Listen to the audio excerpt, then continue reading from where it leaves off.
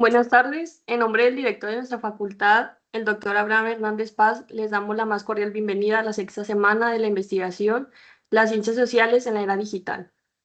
En esta ocasión estaremos presentando la mesa titulada El Nearshoring y su impacto en México, en la cual participan la doctora Vera Prado, el doctor Salvador Gerardo González Cruz, el doctor José Manuel Vázquez Godina y la maestra en Relaciones Internacionales Verónica Montserrat Jiménez Contreras. Me permitiré leer una breve semblanza de las personas que nos acompañan en esta mesa. Doctora Vera Patricia Prado es doctora en Filosofía en Relaciones Internacionales, Negocios y Diplomacia, magíster en Relaciones Internacionales por la Universidad Autónoma de Nuevo León, licenciada en Ciencias de la Información y Comunicación por la Universidad de Monterrey, profesora investigadora en la Universidad Autónoma de Nuevo León en la Facultad de Ciencias Políticas y Relaciones Internacionales. Integrante del grupo académico Mercados y Estudios Regionales Internacionales de la misma facultad, Red Latinoamericana de Estudios Fronterizos.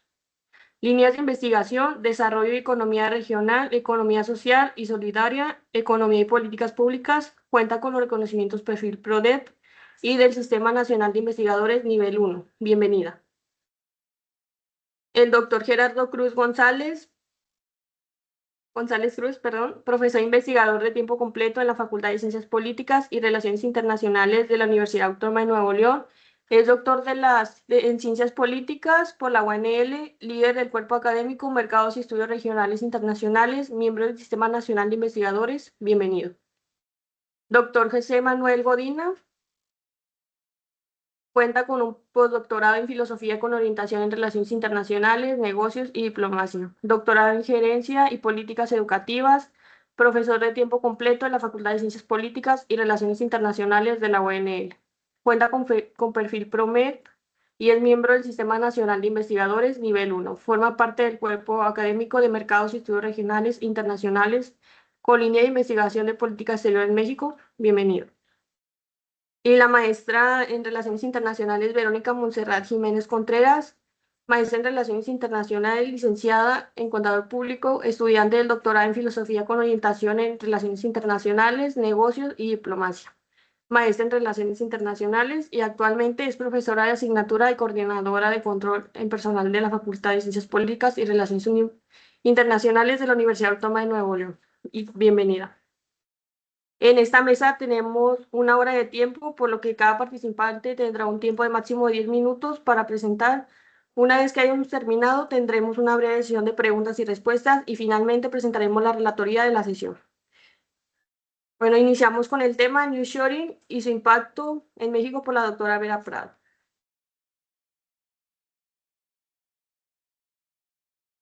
Buenas tardes, gracias Dana. Voy a compartir. Por favor, me dicen si ya ven la presentación. ¿Sí se ve? Sí. Perfecto. Bueno, yo voy a hablar de los factores para la Nada atracción más del... ponle en presentar porque nada más se ve la diapositiva.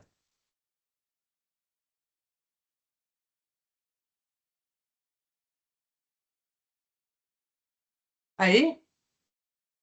Sí. Perfecto. Bueno, yo voy a presentar los factores para la atracción del nearshoring a México y vamos a empezar primero con lo que es la relocalización de las empresas. Y aquí podemos hablar de 3 enfoques de las cadenas de valor. Primero, los enfoques de las cadenas global de valor son importantes desde la perspectiva micro o macroeconómico desde la competitividad. El primer enfoque sería la forma específica en la que los territorios se integran a estos encadenamientos para lograr una forma específica de competitividad sistemática. No son las empresas, sino los territorios el punto de partida socioeconómico de análisis local, y este es propuesto por Dussel. El segundo enfoque, que es propuesto por Garrido, te dice que las empresas transnacionales robustecen las cadenas de valor, trastocando los marcos institucionales y políticos en las que operan, lo que genera una tensión en la delimitación fronteriza de los estados ya que las cadenas globales también establecen múltiples vínculos de comercio transfronterizo de insumos intermedios entre compañías ubicadas en por lo menos 2 estados nacionales. Y el tercer enfoque te habla de que las potencias se van a centrar sus políticas comerciales y se enfocarán en ajustar el impacto negativo que se derivó del libre comercio extremo, afectando a su población, por lo que se elevarán selectivamente los aranceles y se impondrán cuotas sectoriales. Dentro de estos tres enfoques, podemos analizar los trastoques que se tuvieron para la renegociación del entonces Telecan, lo que ahora es el TEMEC. Estos tres elementos fueron fundamentales, ya que tuvieron un impacto sobre todo en Estados Unidos, que era el primer país que estaba diciendo que se sentía más perjudicado por el tema del TEMEC. Ahora vamos a ver lo que es el nearshoring, el TEMEC y México. Aunque el TEMEC es de los bloques comerciales más importantes del mundo, no han sido suficientes las acciones realizadas para seguir impulsando el desarrollo. Hay variables que no se movieron ni con la rapidez ni con la profundidad requerida, que era lo que se esperaba en el momento de firmar el Telecan y de que entrara en vigor, como los bajos niveles de ahorro interno, la insuficiencia del nivel de crédito a las actividades productivas y la baja inversión, incluyendo inversión en infraestructura para el impulso. Estos aspectos negativos resultantes en el periodo que ha transcurrido están relacionados con objetivos de desarrollo del tratado, ya que el acuerdo no vino acompañado de otras acciones complementarias de políticas públicas en materia de política industrial, tanto nacionales como a nivel regional. Por eso es importante tomar en cuenta la rapidez del crecimiento que China ha tenido a lo largo de este periodo en contraste con Estados Unidos, por lo que el nearshoring viene a ser uno de los imperativos económicos más significativos que se han estado generando por Estados Unidos respecto a su discurso con China. Por lo tanto, es lo que ha motivado a Estados Unidos a plantear políticas que desarrollen su infraestructura, reduzcan su inflación e impulse el desarrollo de ciencia y tecnología. Dentro de estas políticas se ha impulsado la renegociación del Telecan, ahora el TEMEC, lo que ha provocado que el imperativo geopolítico se fortalezca en algunos sondeos de opinión, que aparece que el 79% de los presidentes de compañías manufactureras con operaciones en China señalan que ya han iniciado cambios hacia Estados Unidos o planean hacerlo en los próximos 3 años. Este punto se estableció a partir de la renegociación del TEMEC, en donde estuvieron cambiando lo que es las reglas de origen para incrementarlas, para impulsar la productividad dentro de la región. Sin embargo, para desarrollar un proyecto viable del nearshoring en México, se deben de correlacionar aspectos regionales. O sea, es importante tener en cuenta esta correlación. Primero, la seguridad en la movilidad, el tema de las drogas sintéticas y el desabasto de agua en correlación con los aspectos nacionales como son la crisis política, el cambio de paradigma gubernamental enfocado hacia el populismo, la pérdida de la productividad y la falta de inversión en ciencia y tecnología. Elementos muy importantes para poder impulsar y para poder que se siga desarrollando lo que viene siendo el TEMEC, en este caso dentro de México. Las empresas y el nearshoring. El offshoring es una de las primeras estrategias que utilizaron las empresas al inicio de la globalización, en el cual buscaban localizar el mejor punto geográfico para fabricar sus productos o partes de los mismos y obtener un mejor costo en el proceso. Esto sin importar la distancia que existiera en cada uno de los países donde se puedan establecer. Y es por eso que a China esta estrategia le sirvió mucho para atraer inversión extranjera hacia su país, con sus políticas de bajo costo de la mano de obra y fortaleciendo la producción interna del medio del joint venture, en donde cuidaba que los socios mayoritarios fueran las empresas nacionales. Al finalizar la pandemia, las empresas tuvieron que desarrollar nuevas estrategias de producción, ya que en este tiempo las cadenas de valor se rompieron, generando un desabasto a nivel mundial en diversos sectores.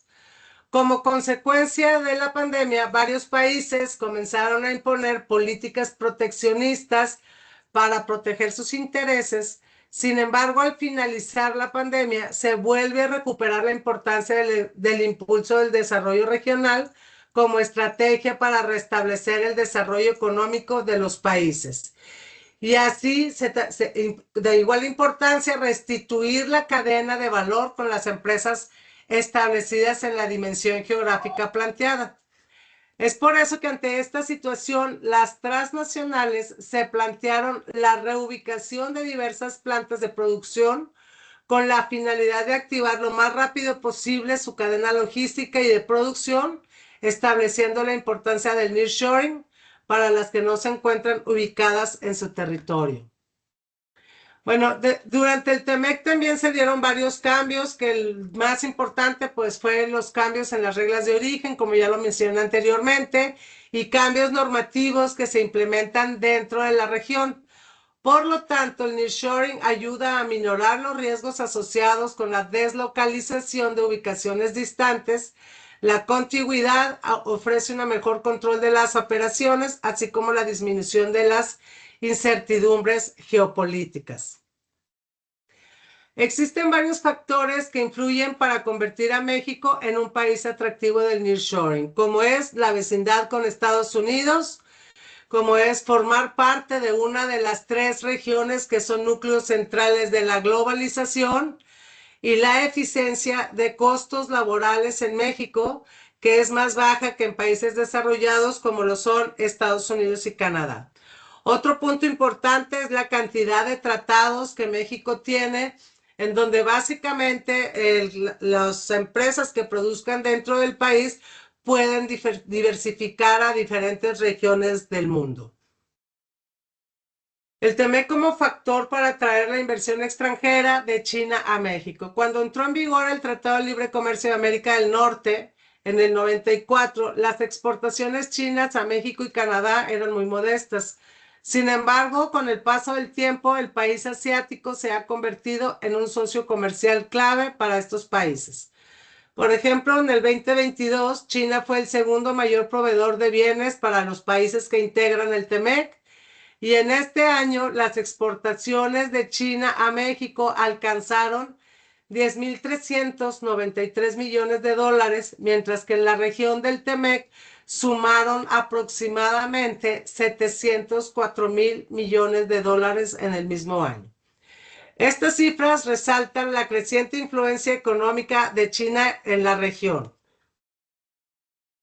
El crecimiento de China en la región TEMEC se debe a varios factores. La creciente demanda de productores electrónicos, maquinaria y bienes manufacturados en México y Canadá, y la competitividad en costos de la producción china. Por lo que esta penetración originó una triangulación de los procesos de desintegración productiva y comercial en las cadenas de producción de los países integrantes del tratado.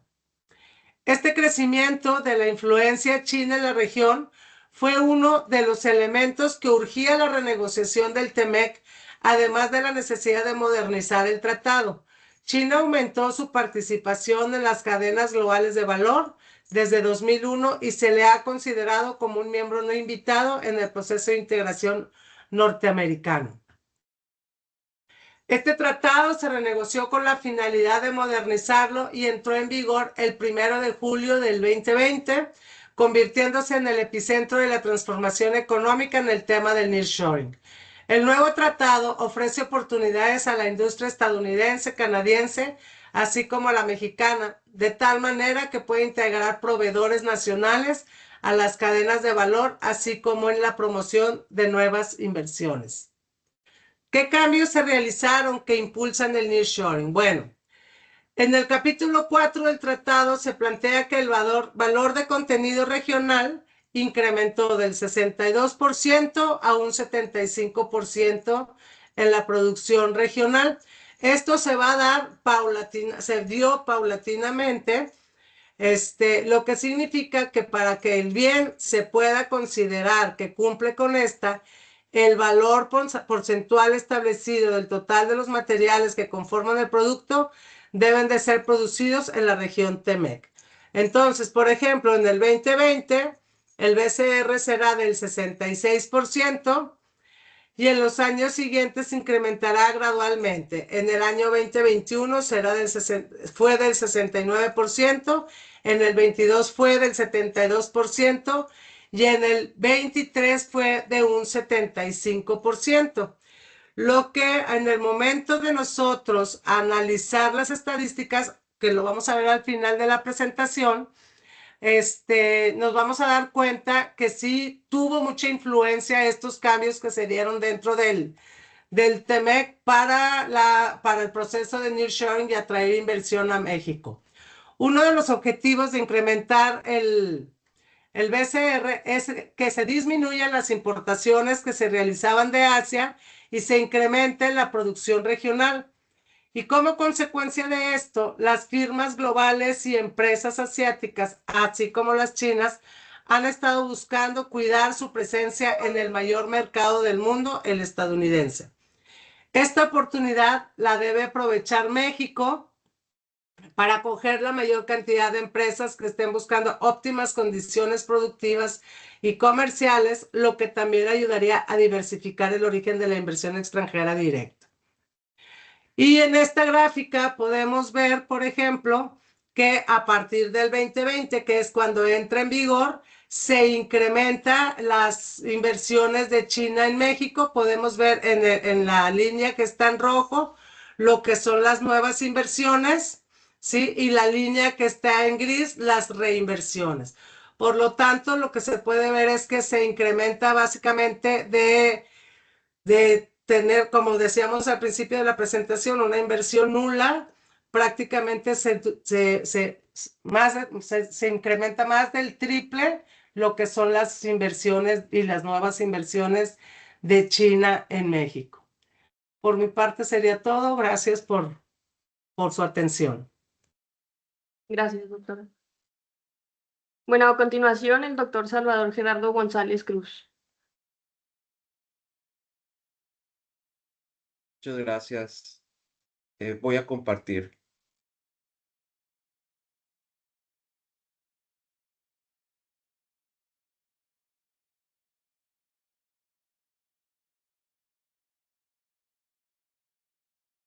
¿Se ve ahí? Aún no. Es que debe de dejar de compartir, Vera. Perdón, ya. ¿Ahí se ve? Ahora sí, póngale compartir.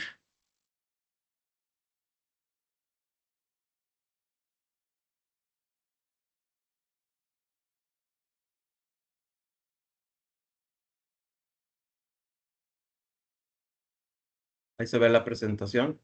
Aún no se ve.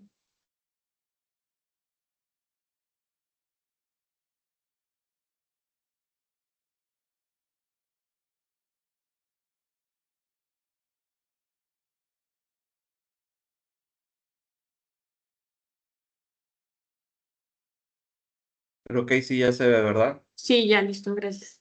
Perfecto. Muy bien. Pues bueno, yo prácticamente le voy a dar continuidad Nada más póngale en presentación, maestro. Creo que ya se ve, ¿verdad? Ok. Ya. Vamos a darle continuidad a algunos de los conceptos que comentó la doctora Vera en su presentación inicial, pero quiero antes iniciar con los conceptos básicos de lo que es el nearshoring.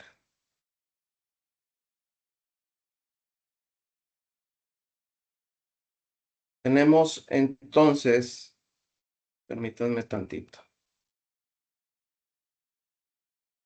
que cuando se habla de nearshoring se está refiriendo al cambio de una producción que actualmente se lleva en un país o en varios países a cierta región, hacia otros países o a ciertas regiones. Esto generalmente lo utilizan las empresas multinacionales para reducción de costos, de fletes, reducción de mano de obra, del costo de mano de obra. Anteriormente, y ahorita lo vamos a ver en lo que es el origen del nearshoring, a partir de cuándo se dan los primeros casos del nearshoring en el mundo. Y también se establece como una estrategia utilizada por empresas con el propósito de mover parte de su producción en ubicaciones más cercanas a sus usuarios finales en el mercado en donde buscan vender sus productos o servicios. No necesariamente tienen que ser productos y servicios, perdón. Como lo mencionábamos ahorita, este fenómeno se enmarca en el proceso de globalización, por lo que su origen no es reciente. Ahorita lo comentaba la doctora Vera. Aunque pudiera haber existido experiencias previas, el dato más exacto es que surge en la década de los 70 a través de la fabricación en mercados extranjeros y que se daba a través de la subcontratación en el ensamblaje en terceros países de productos de mercados nacionales, ¿no? Y obviamente uno de los países que inició con este proceso de nearshoring pues fue precisamente los Estados Unidos. Para la década de los 80 ya se comenzaba a escuchar este proceso de generación de mercados regionales de manera específica a inicios de los 90, que es el caso de México, cuando suscribe su primer tratado de libre comercio con Estados Unidos y Canadá, que anteriormente se denominaba el Telecán. Para la década de los 90 se caracterizó por la fabricación generalizada en el extranjero de productos estandarizados, utilizando mano de obra no tan calificada. Ahora hay países que anteriormente su mano de obra no era calificada, como era el caso de China, y que era una ventaja para México al considerar los norteamericanos que la mano de obra mexicana era una mano de obra muy calificada y eso atraía las inversiones de mayor forma a México. Ahora la mano de obra en China cada vez ha ido mejorando y como lo comentaba la doctora Vera, pues cada vez hay más inversiones también extranjeras en China. Nada más para dimensionar un poco cómo se abrió esta práctica del nearshoring. En Estados Unidos se eliminaron más de 3 millones de empleos que eran para norteamericanos para trasladarse a otros países de bajos ingresos entre el año de 1977 y 1999. Entonces, veamos y dimensionemos de qué tamaño era la práctica del comercio. En el año 2000 marcó el inicio de una nueva década y con ello obviamente la del nuevo siglo, lo cual trajo consigo una gran revolución en lo social, en lo económico, en lo tecnológico y en muchos más, tales como la actividad de localización o nearshoring, como lo estamos mencionando ahorita, y que no solo incluyeron productos terminados, sino también actividades de innovación y operaciones de sectores diferentes al manufacturero. Hablábamos también en cuestiones de alimentos, en materia energética. Acordémonos que este rubro en específico para México fue muy importante. En el 2015 hubo una reforma energética en México que pronosticaba precisamente la apertura o vislumbraba la apertura del Estado mexicano a la inversión de empresas multinacionales en el sector energético, tanto para la exploración, expropiación, explotación y mercadeo de los recursos naturales extraídos del subsuelo mexicano. Y aumentaron también el centro de centros de atención telefónica. Estados Unidos y sus empresas han recurrido de manera muy importante durante estos años al nearshoring y específicamente se han establecido en países como Canadá. Aún y Canadá también practica mucho esta dinámica de nearshoring hacia países en Latinoamérica. Y como lo mencionaba ahorita la doctora Vera Prado, es a partir del Tratado de Libre Comercio que se abre México a los mercados mundiales, porque acordémonos que el Telecan fue el documento punto lanza para que después México suscribiera pues una cantidad importante de acuerdos comerciales tanto con Europa como con otros países de Latinoamérica. A continuación, lo que les voy a mostrar va a ser un cuadro de empresas norteamericanas que se han establecido en México o parte de sus producciones en México y por qué lo han hecho. ¿Cuáles han sido los criterios para que estas empresas se establezcan en México? General Motors ha aumentado significativamente su producción en México, donde fabrica vehículos y componentes automotrices. La cercanía con Estados Unidos y los menores costos de mano de obra han sido sus factores claves. Pudiéramos hablar exactamente de los mismos criterios para Ford Company. Igualmente el bajo costo de mano de obra, el aprovechar los beneficios del costo y logística que los tratados comerciales te dan. Dell Technologies, que ha utilizado México para ensamblar computadoras y otros dispositivos electrónicos. En Monterrey es una de las ciudades donde se ha establecido esta empresa.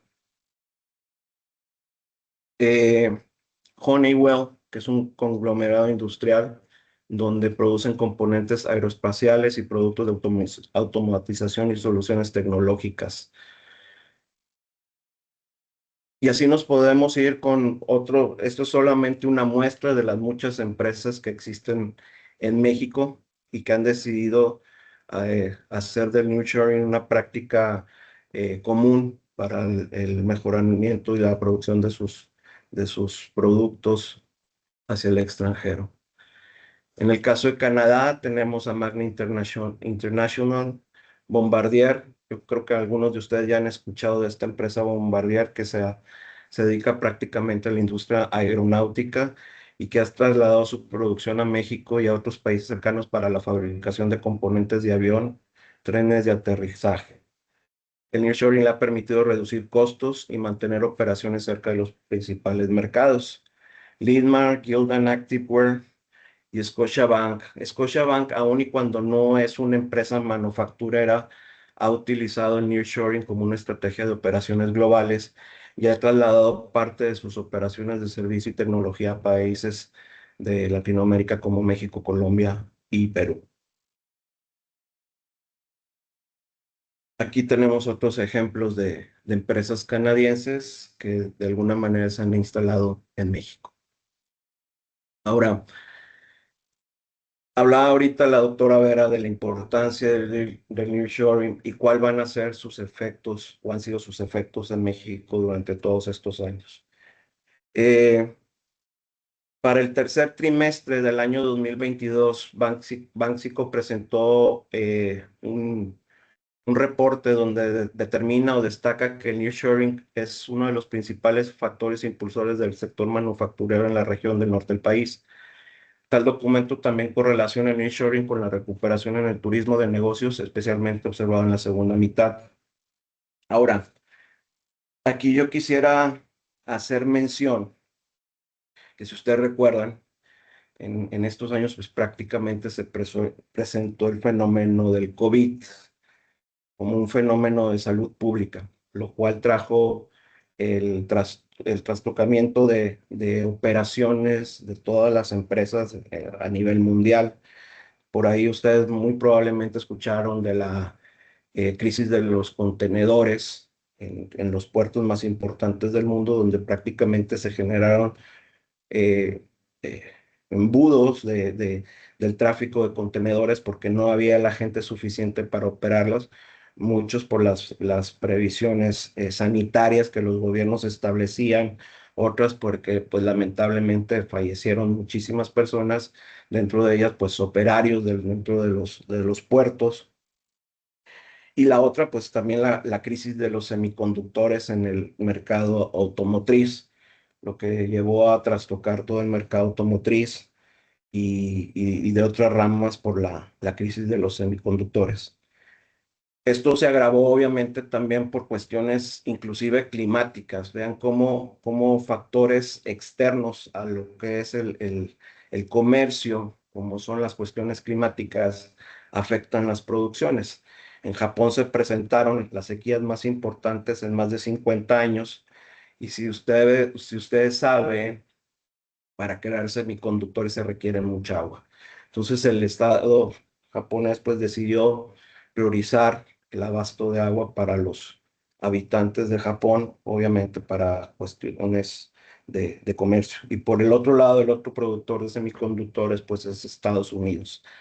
Aunado a la cuestión de la pandemia, pues Estados Unidos también se presentaron de las heladas más importantes en la historia de los Estados Unidos. Entonces, si analizamos todos estos efectos, pues se creó la tormenta perfecta, ¿no? Entonces, esto precisamente vino a traer a las empresas a repensar de qué manera se podía, pues no detener de alguna manera la producción, y es precisamente a través del nearshoring o la relocalización de los servicios y los productos, como se analiza que puede dar una salida a esta situación. No sé cómo ando de tiempo. Bueno, en el caso de 5 Nuevo minutos, León, doctor. tenemos empresas pues que muchos de ustedes ya conocen, que pues prácticamente están, pues en el caso de Kia Motors prácticamente se trajo toda su operación de producción como Kia Motors, pero también con proveedores principales de la empresa, como lo comentaba ahorita la doctora Vera Prado, los denominados Tiers 1, que son proveedores de primera línea para las empresas. Entonces, Kia Motors, que proviene de Corea del Sur, ¿qué es lo que vieron como ventajas del Estado? Pues la proximidad a la frontera con Estados Unidos, la fuerza laboral calificada y la infraestructura robusta que existe en el Estado. Su ubicación en pesquería. Siemens, una empresa alemana. ¿Cuáles fueron las ventajas que vieron? Infraestructura, tecnología, universidades, desarrollo y talento. Creo que esto es un mensaje muy importante para todos los estudiantes, cómo las empresas no solamente ven ciertos factores como es la certeza jurídica, el tipo de mercado que existe, el tipo de mano de obra, sino que también ve el calado de las universidades que existen en el estado y la capacidad que tienen para pues de que sus egresados se puedan desarrollar como talentos importantes en todas estas empresas.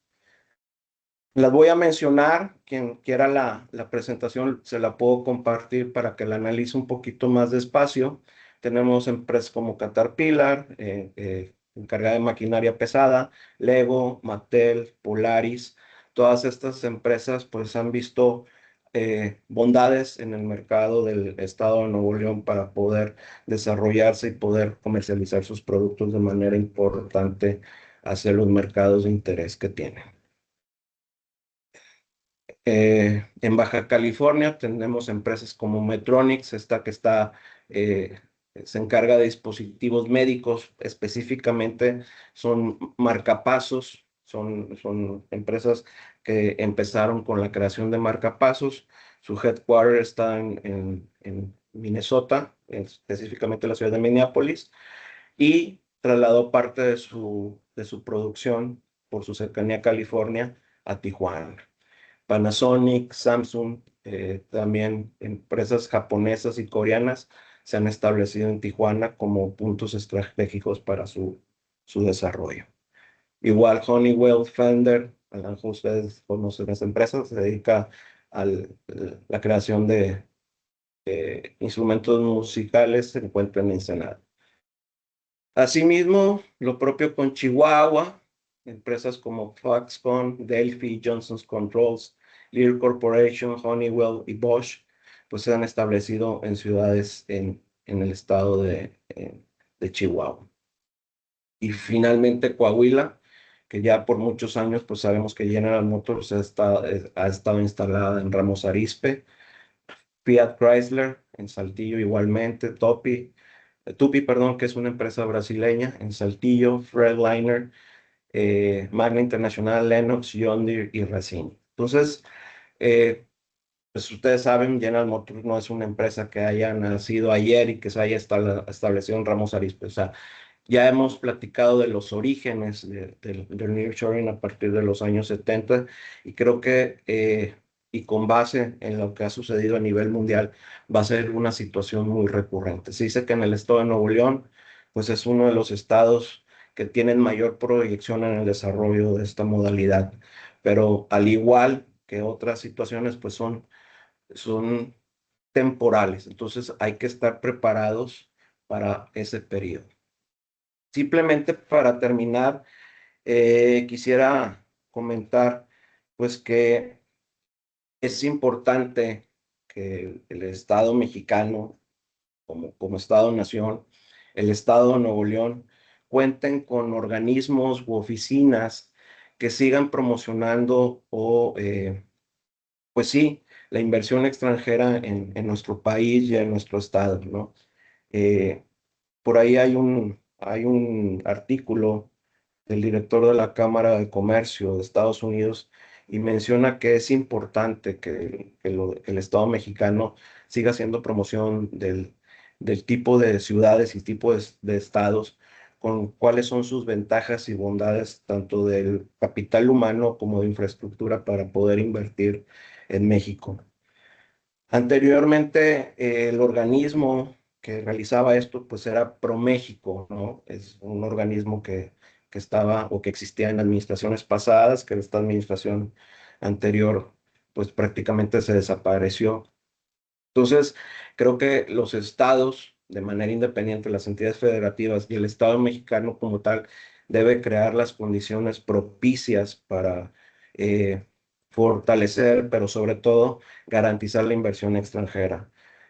¿Cómo? Pues a través de dotar de recursos tanto físicos como naturales, como energía, agua, pero también de recursos legales, ¿no? Que le dé certeza a las inversiones que se buscan establecer en el Estado mexicano.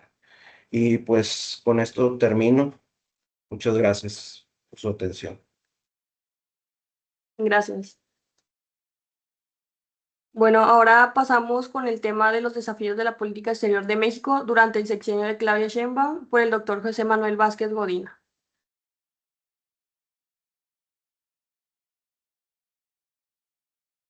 Muy bien, muchas gracias. Déjenme les comparto la presentación.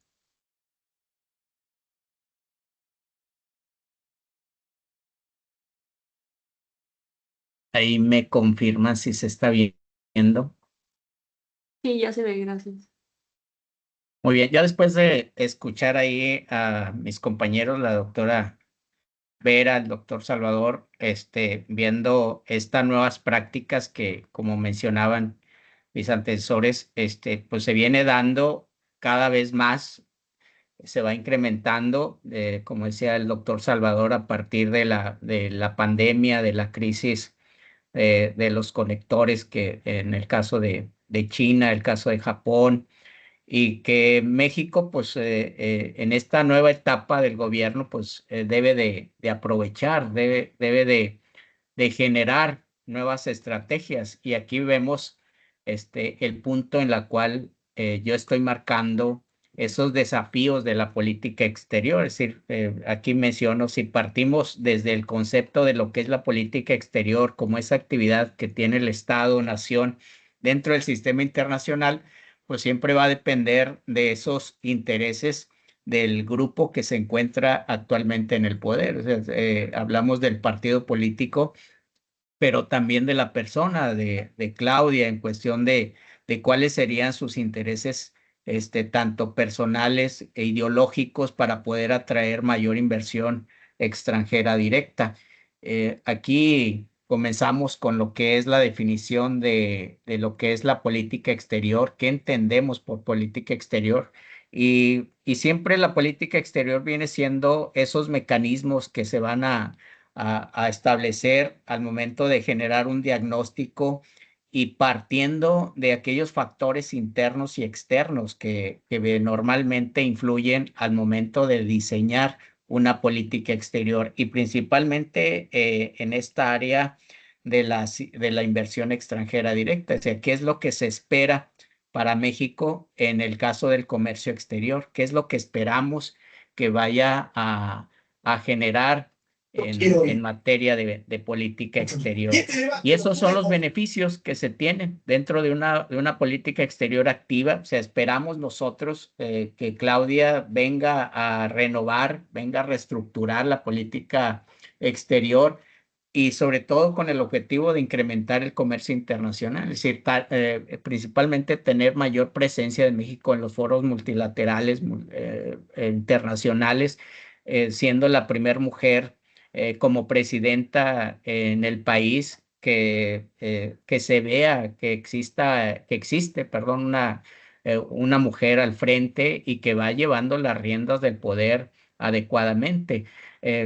Firmar o negociar más acuerdos con diferentes países con la finalidad de diversificar el comercio, que ya no se dependa totalmente de Estados Unidos, sino que buscar más comercio tanto con América Latina, con Europa, con Asia, con África, que de repente se perdió durante este sexenio. Entonces buscamos o se pretende visualizar que se tenga una mayor cantidad de acuerdos. Incrementar igual la inversión extranjera directa, o sea, tener políticas favorables para las empresas, que más adelante lo vamos a ver aquí, generar apoyos tanto para las pymes para que puedan traer mayor inversión extranjera.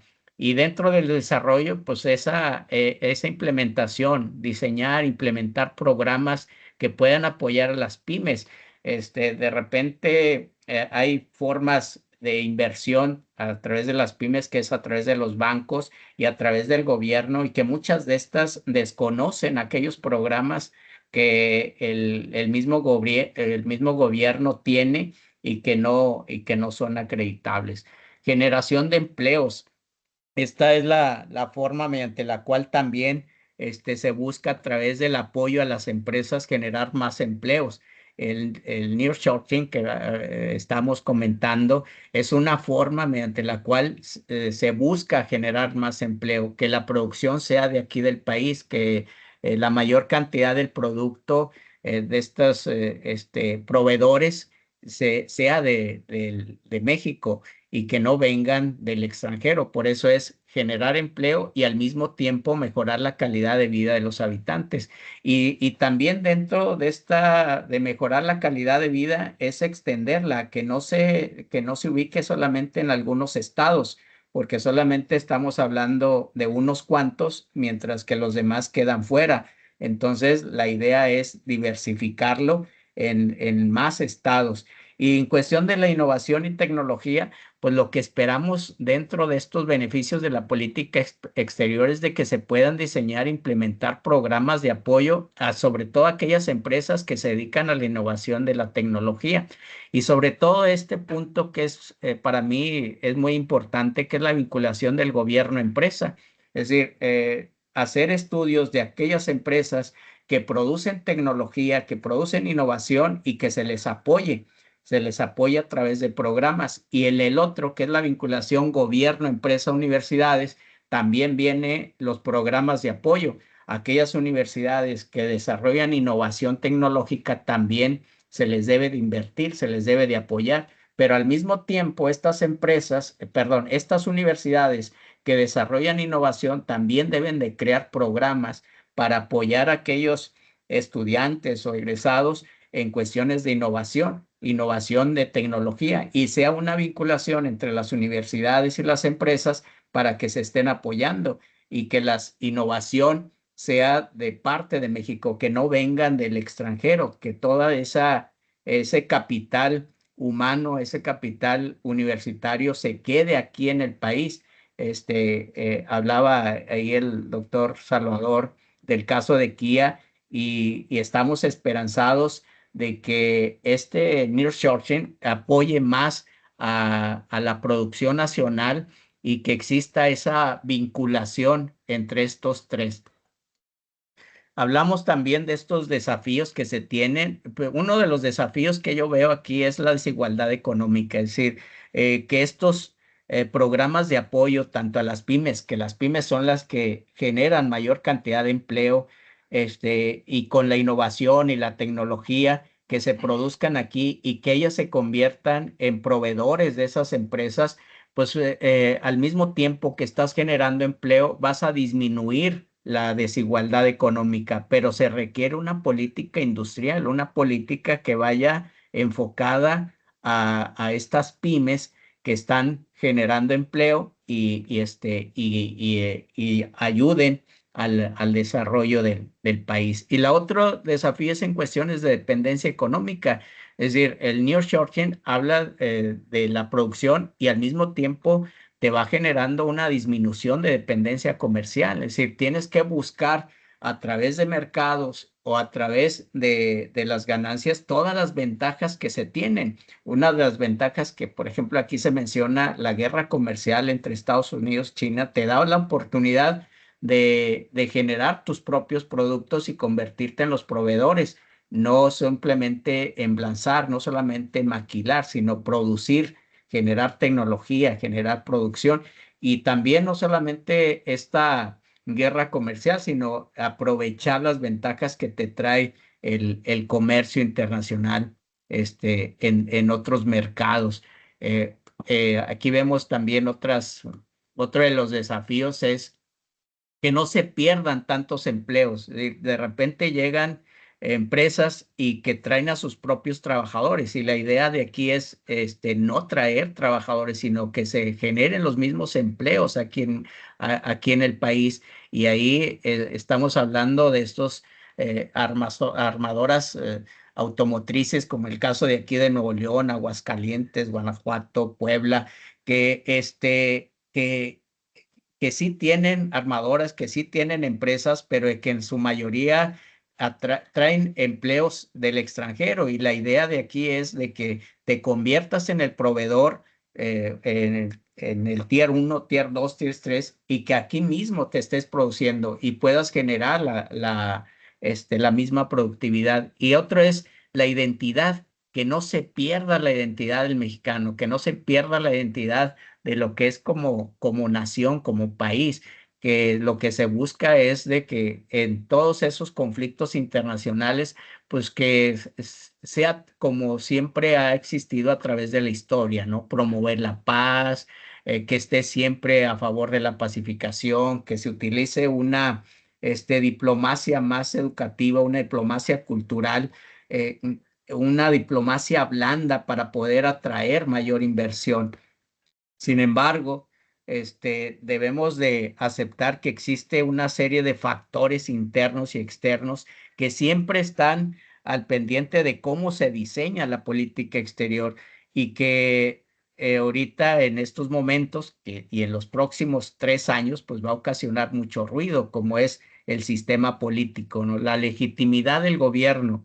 La legitimidad del gobierno es cómo llega Claudia al poder, cómo llega la presidenta. Es una legitimidad a través de votos, es una legitimidad que le da el respaldo de la sociedad. Sin embargo, al tener todo el poder, un poder legislativo y que está buscando un poder judicial, pues eso te ocasiona mucho ruido en cuestiones de las inversiones extranjeras. Entonces también había que tener cuidado. Yo le llamo ahí de doble filo, porque puede ser a favor o puede ser en contra, porque así de repente sí te da una garantía como cuestiones políticas, pero ya cuando bajamos a una cuestión de constitucional, como menciona ahí uno de los factores, la supremacía constitucional, pues te da mucho de qué hablar. Hablamos del modelo económico, que es otro de los factores internos. ¿Qué modelo económico es el que vas a llevar? ¿A qué sector es el que vas a apoyar? Por eso hablamos de ese desafío, de las pymes en cuestiones de las empresas y sobre todo aquellas que se dedican a la tecnología. La seguridad política, que es lo que se busca siempre, una seguridad económica y una seguridad jurídica. Es decir, estamos hablando de que los inversionistas siempre están buscando en algún país cuando llegan que les garantices que existe una seguridad no tanto política económica, sino más bien jurídica. y también del modelo de educación superior. El doctor Salvador hablaba de las universidades, pero también dentro de esas universidades, cómo se invierte en cuestiones de tecnología, de la innovación, de los proyectos de innovación, de los proyectos que están vinculados con las empresas para poder generar ese desarrollo tecnológico. Por eso también hablamos no solamente de educación, sino cómo vas o cómo le vas a hacer para invertir en esas innovaciones y esas tecnologías y puedas seguir produciendo y que el producto sea mexicano. El sistema de gobierno también, o sea, hablamos de la división de poderes, hablamos si va a haber realmente una división de poderes, si va a ser una autonomía total entre el poder ejecutivo, legislativo y judicial, o sea, cómo se va a mantener ese sistema de gobierno y sobre todo una garantía de la supremacía constitucional, es decir, que prevalezca la ley, que la ley esté por encima de los poderes, que se haga justicia de acuerdo a lo que establece la Constitución y que la sociedad no deje de participar. Y hablamos también de esos derechos humanos, ¿no? O sea, que siempre nos están observando, nos están criticando por esa cuestión de los derechos humanos. Y los factores externos, pues es lo que en el contexto, ¿no? O sea, cómo se vive actualmente el mundo, cómo está el mundo actualmente para poder generar una política exterior que nos pueda beneficiar, qué postura puede tomar el gobierno frente a la guerra de Rusia-Ucrania, cuál es la Perdóneme, postura doctor, que... que lo interrumpa, nada más si puede ir concluyendo para respetar el tiempo de la última persona. Muchas Ok, gracias. muy bien, déjenme, ya terminamos aquí. Este es el futuro de la política exterior. Esto es lo que yo espero en los primeros 3 años, una política exterior más activa, que se revisen los puntos del TECMEC con respecto a los beneficios que tiene México en lo que mencionaba la doctora Vera, que se generen programas de apoyo para las pymes, aquellas que producen tecnología, promover la movilidad interna y externa y segura, diversificar el comercio exterior y solucionar estos problemas que se tuvieron durante el gobierno con Perú y España.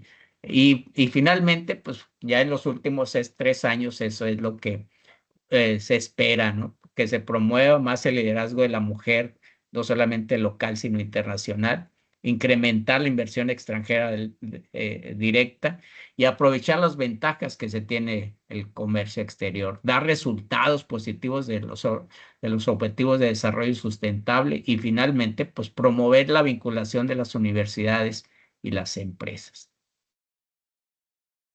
Bueno, esas son las conclusiones. Pues eso sería todo. Muchas gracias. Ahí está mi correo. Muchas gracias, doctor. Bueno, y por último está el tema de las estrategias para reducir la rotación de personal en empresas internacionales, en el caso de Home Depot, por la maestra Verónica Montserrat Jiménez Contreras.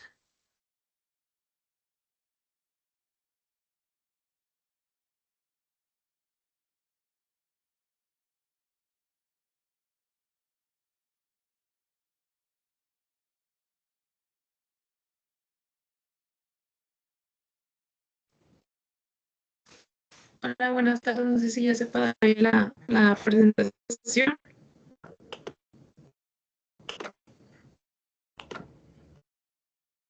Creo que todavía no, Monse.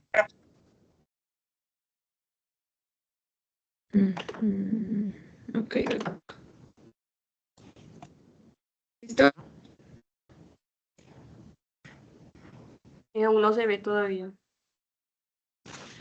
Que me parece que sí está.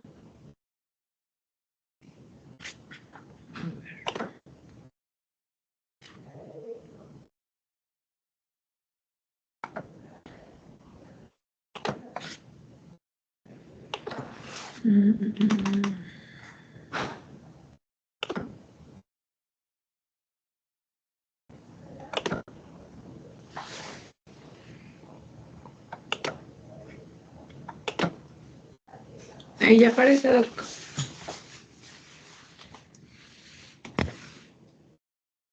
Aún como que se sigue cargando, pero aún no se ve todavía. No, no se ve.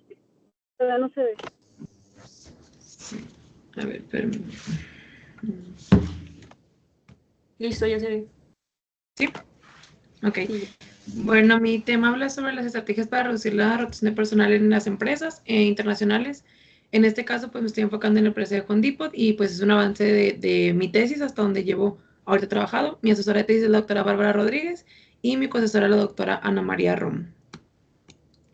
Como introducción, bueno, sabemos que hoy en día el clima laboral es un aspecto importante para conocer el ambiente dentro de la organización, deseando siempre tener un ambiente de trabajo positivo entre nuestros empleados. Lo anterior se puede comprobar con más participación por parte de los trabajadores y un mayor compañerismo entre ellos.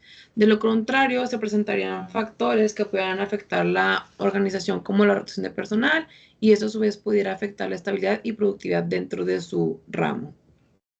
Por lo tanto, el objetivo de este trabajo de investigación pues, es identificar aquellas estrategias que contribuyen a reducir la rotación de personal en empresas internacionales, esto por el impacto que puede ocasionar en el clima laboral de las mismas empresas. Podemos definir la rotación de personal como la fluctuación de personas, entre organizaciones y su ambiente, o el intercambio de personas entre la organización y el ambiente, o el volumen de personas que ingresan a la organización y de el que salen de ellas. Esta definición la comenta el autor Chavenato en 1999. La rotación de personal se ha convertido en un problema para las empresas en los últimos años debido a que a pesar de la relatividad con la facilidad con la que se puede recuperar empleados, eso también se pueden ir. La atención hacia los empleados ha disminuido tanto que se nos olvida que ellos son ese elemento patrimonial o primordial en las empresas, que sin ellos la empresa pues no saldría adelante. Las empresas socialmente responsables, de igual forma, buscan siempre ser reconocidas por su compromiso de llevar a cabo diversas estrategias y actividades que fomenten un buen clima laboral, promoviendo la diversidad e inclusión, tomando en cuenta el impacto social y ambiental de las mismas y que esto incluye en el bienestar siempre de todos los empleados en general. La problemática que encontramos en esta investigación es que en los últimos años el recurso humano se ha vuelto muy importante para las empresas. Es un área que está en constante evolución y a través de la literatura se observa cómo se ha convertido en un activo para las empresas, el cual puede generar tanto pérdidas como ganancias para la misma.